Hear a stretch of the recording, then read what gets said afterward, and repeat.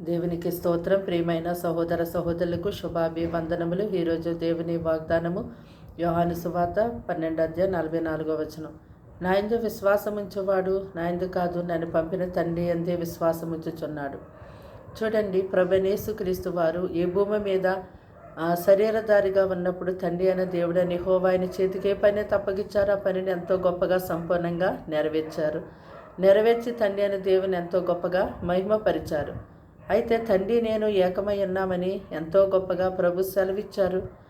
నా యందు విశ్వాసం ఉంచేవారు నా యందు కాదు, తండ్రి యందే విశ్వాసం ఉంచుతున్నారని తెలియజేశారు. కనుక దేవుని యందు విశ్వాసం ఉంచి సత్క్రియలను మంచి మనసుతో చేయవారిగా ఉండాలి. ఇటు క్రియలు, ఇటువంటి పనులు దేవునికి ఎంతో మహిమకరము, అలాగే మనుషులకు ప్రయోజనకరమై ఉన్నవి. అంతేకాని అవివేక తర్కములు, కలహములు, ధర్మశాస్త్రం గురించైన వివాదములు, ఇవన్నీ కూడా నిష్ప్రయోజనములు, ఈ వ్యర్థమైనవి. ఇటువంటి వ్యర్థమైనటువంటి వాటికి దూరముగా ఉండేవారిగా ఉండాలి. ప్రార్థన.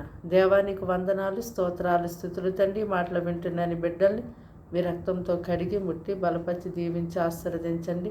ఆయుష్ ఆరోగ్యాన్ని ఇవ్వండి. వారి యొక్క పనిపాట్లు ఈ దినమంతా తోడుగా ఉండండి.